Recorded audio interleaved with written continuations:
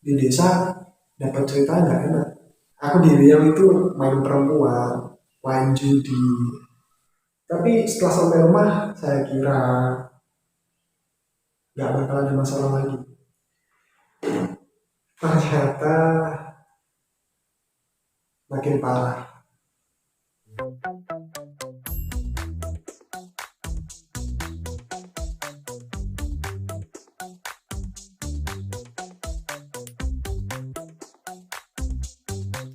Halo, Assalamualaikum warahmatullahi wabarakatuh. Balik lagi di channel aku. Di video kali ini aku bakal melanjutin cerita yang kemarin, cerita tentang masalahku sekarang ini. Aku lanjutin di video kali ini. Terima kasih buat teman-teman yang kemarin udah nonton video aku. Ya, walaupun videonya mungkin nggak berguna, cuman ya aku cuma pengen curhat. Siapa tahu dengan pengalaman aku eh, bisa jadi pelajaran buat kalian semua. Dan mohon bantuannya buat teman-teman untuk subscribe channel aku supaya kedepannya lebih baik lagi dalam bikin konten, bisa menghibur kalian semua, nggak cuma asal-asalan kayak gini. Oke, langsung aja ke video. Jadi waktu itu aku pulang sama temenku, ya bisa dibilang masih saudara. Nah di situ terus terang kerja 2 minggu itu aku belum digaji sampai sekarang. Terus sama ada lah uang yang kepake buat talangin, talangin buat benerin mobil, dan itu nggak uangku aja, uang saudaraku itu juga. Nah waktu sampai rumah aku nekat bikin usaha, dia usaha kayak bengkel las kayak gitu lah, karena emang udah ada apa ya, udah ada pengalaman waktu di Riau itu bantu-bantu ngelas teman-teman lah. Setelah gue nekat, gue nggak punya modal buat utang sana sini buat bikin usaha itu, karena itu memang cita-cita aku sama saudara itu bikin usaha kayak gitu. Udah aku tekatin semua, dalam arti udahlah biar aku yang bikin modal kayak gitu. Ada masalah, ya seharusnya gue nggak cerita, cuman gue nggak mau ini terjadi buat kalian lah yang mungkin nonton gitu. Orang yang paling gue percaya, ya nggak ngerti apa yang tak rasain. Yang tadinya kita kayak bersama, terus kalau ada masalah saling cerita, hancur seketika karena usaha itu. Jadi yang namanya memulai usaha itu pasti kan nggak langsung berhasil ya, pasti kita memulai dari nol. Yang dimana kalau kita memulai usaha itu pasti ya kayak naik naik anak tangga lah, perlahan-lahan, nggak bisa langsung sukses dengan penghasilan yang wow, fantastis kayak gitu, nggak bisa. Yang dari 5.000 sampai 100.000 per hari pun itu udah bagus. Yang namanya kita baru memulai, bener banget. Cuman mungkin karena kita memiliki faktor ekonomi masing-masing, akhirnya kita udah dalam arti udah nggak mulai bisnis itu lagi. Bisnis sudah hancur, aku udah down juga sebenarnya, karena ada masalah yang nggak mungkin aku ceritain. Biarkan menjadi rahasia antara aku sama dia, karena nggak baik juga untuk dipublis. Cuman aku cerita kayak gini untuk poin-poinnya aja lah. Jadi setelah itu udah nggak pernah, gimana ya, udah nggak pernah ketemu lagi, jarang banget ketemu. Kalau aku sih sebenarnya fine fine aja, dalam arti kita teman masih teman, saudara masih saudara gitu. Tapi kalau di dalam bidang itu mungkin nggak bisa sama lagi gitu.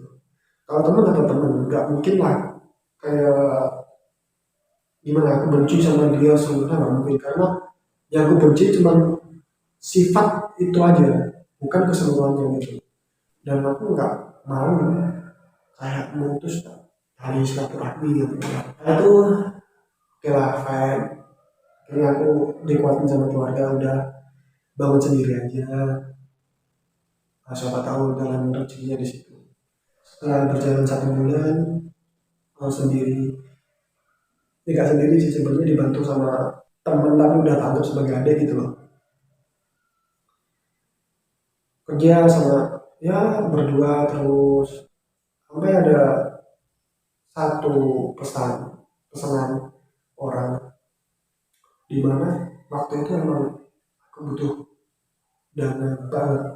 Terus terang aku waktu itu sakit-sakitan lah intinya ya, karena faktor kerja di Riau itu masih sering batuk darah, sering keluar masuk rumah sakit, dan itu aku keluar masuk rumah sakit gak bilang sama orang rumah. Awalnya aku di situ, jadi aku di situ pinjam duit sama orang lain gitu.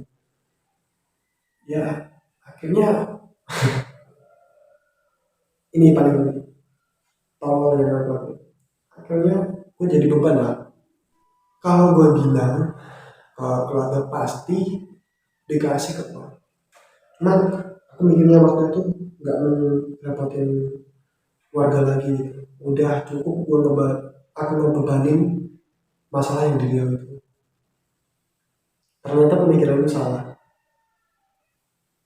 Lebih baik kalau kita ada masalah itu cerita ke keluarga. Walaupun dengan hal kecil mereka pasti bisa bantu. Walaupun enggak dengan materi, tapi dengan kayak omongan itu pasti ngebantu banget. Terus waktu itu kan ada pesanan nih dengan modal yang gak sedikit juga, dan keuanganku bener-bener habis waktu itu. Tabungan udah gak ada. Ternyata gimana ya, bukannya gue benci sih, cuman kayak kalau bisa lu bilang dulu lah ke aku gitu. Di pikiranku kayak gitu. Jadi masalahnya gini, waktu itu kan yang namanya kalau barang udah jadi kan kita dapat duit gitu. Nah aku tunggu-tunggu kok duitnya nggak ada, dan saya kayak samperin lah ke orangnya gitu sih, mbak kok uangnya belum dikasih ya. Nah orangnya bilang lah udah tak kasih sama ya temanku itu. Kaget lah, orang dia bilangnya aja belum dikasih kok gitu loh, ternyata dipakai dulu sama dia. Kalau aku sih kalau mau pakai aja gak masalah, tapi dengan cara attitude yang benar gitu loh. Jangan nyelonong ambil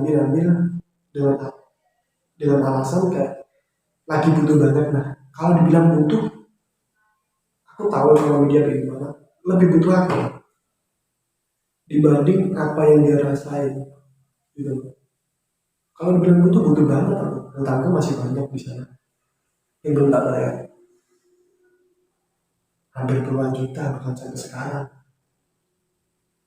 Kalau dibilang butuh ya butuh lah, siapa yang nggak butuh. Cuman dia aku sesal attitude-nya bilang dulu kayak gitu. Cuman udah gak tak masalahin sih. Balik lagi, teman-teman yang tak benci itu sifat itu, bukan orangnya. Jadi kalau kalian nonton, udah gak usah anggap aku benci sama kalian ya, gak usah. Yang aku benci itu sifat, bukan orang. Kamu tetap dulu.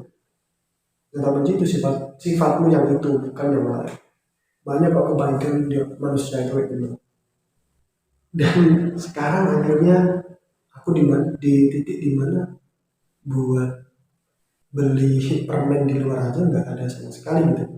Kayak mental pun udah down banget untuk memulai suatu usaha lagi gitu. Orang yang aku percaya dari dulu semua menghilang gitu. Sakit gak sih kalau kalian ngalamin gitu? Yang bikin sakit itu bukan karena sikap mereka yang gitu, cuman karena perlahan-lahan apa yang kepercayaanku yang aku kasih ke mereka itu kayak sirna gitu, gak dikhianati gitu. Mungkin kalian pernah ngalamin juga. Terus aku bingungnya tuh, kalau udah kayak gini aku harus ngapain gitu. Di sisi lain aku nggak pengen kayak masalah ini tambah besar, tapi balik lagi dengan aku sendiri di posisi titik paling rendah gitu. Di ya gimana udah dapet bisa, dan ini alasan kenapa aku terbelah itu, jadi aku tuh disuruh seriusin, intinya suruh ngelamar calon lah. Tapi dengan kondisi kayak gini bisa nggak sih gitu, dan waktunya cuma dikasih waktu bulan depan gitu. Dengan kondisi kayak gini, kalau kalian mikir kan sih, kayak gimana ya, rasa manusia paling nggak bisa ngapa-ngapain gitu gak sih. Sedangkan aku sendiri kalau mau kerja keluar itu nggak bisa, kondisi fisikku sekarang nggak kayak dulu. Aku baru bisa kerja, bisa ngerantau lagi kalau aku benar-benar udah sembuh gitu. Sedangkan sekarang untuk ekonomi butuh banget, tapi orang-orang yang dulu apa ya, aku baik sama mereka udah hilang semua. Gimana menurut kalian? Mungkin kalau ada saran bisa kasih saran lah, soalnya udah nggak tahu lagi mau cerita sama siapa, bingung juga sih harus kayak gimana ke depannya. Ya tahu Tuhan nggak ngasih cobaan ke umatnya yang di luar takaran umatnya tersebut, di luar kemampuan manusia tersebut. Tapi ya berat bro, berat banget, terus terang berat. Ya walaupun orang lain mungkin ada masalah yang lebih berat, nah cuman untuk di aku sendiri ini udah berat gitu. Mental setiap orang beda. Kalau kalian bilang cuman gitu aja, beda bos. Mental kalian sama mentalku beda. Mungkin di kalian is no problem lah, tapi di aku pribadi problem banget. Bahkan kalau mau makan aja kepikiran, mau tidur aja susah banget karena mikir itu, sampai dikejar-kejar debt collector kayak gini. Bingung, pusing juga gitu. Harus ngapain, kerja nggak bisa, tapi nggak kerja nggak dapet duit gitu. Kalau kerja dibilang kerja pengen banget. Ya mungkin itu dulu sih cerita kayak pengalamanku, mungkin bisa buat pelajaran buat kalian. Pesanku sih, jangan mudah percaya sama orang, jangan mudah memberi harapan ke orang, karena pada akhirnya kalau kita tidak di orang yang tepat akan dikecewakan juga. Kalau salah koreksi ya. Cuman uh, aku sekarang mikirnya kayak gitu, udah susah banget percaya sama orang. Mungkin yang aku percaya yang benar-benar aku udah tahu sifatnya kayak gimana. Ya mungkin sekianlah video kali ini. Maaf banget kalau dari tutur kataku kurang baik atau terbata-bata, bahkan kalau nyinggung kalian, mohon maaf banget, bukan maksud untuk menyinggung. Di sini aku cuma pengen cerita aja bebanku kayak gimana. Kan katanya kalau kita cerita beban kita bisa berkurang gitu. Ya ini aku cuma cerita, nggak ke satu orang tapi ke banyak orang yang nonton video ini. Mungkin dengan begitu aku bisa melupain itu semua lah. Ya walaupun cuma sebentar, tapi itu berharga. Jadi makasih banget buat kalian yang mau dengerin cerita yang konyol ini, cerita yang apa ya, yang bikin kalian bosan juga. Saya mohon maaf banget. Cuman di sini balik lagi saya cuma pengen curhat, pengen cerita. Terima kasih buat kalian yang udah nonton. Mohon bantuannya buat subscribe kalau kalian suka dengan video ini, karena subscribe kalian berharga banget buat aku untuk kedepannya bikin konten yang lebih bermanfaat gak kayak gini. Dan kalau kalian mau curhat bisa curhat bareng gitu, bisa curhat di kolom komentar atau bisa curhat langsung ngopi bareng kita, ayo. kabar-kabar aja buat kalian yang ingin keluar tidur kan, ayo kalau ada waktu pasti aku kesana. Sekian video kali ini, terima kasih. Assalamualaikum warahmatullahi wabarakatuh.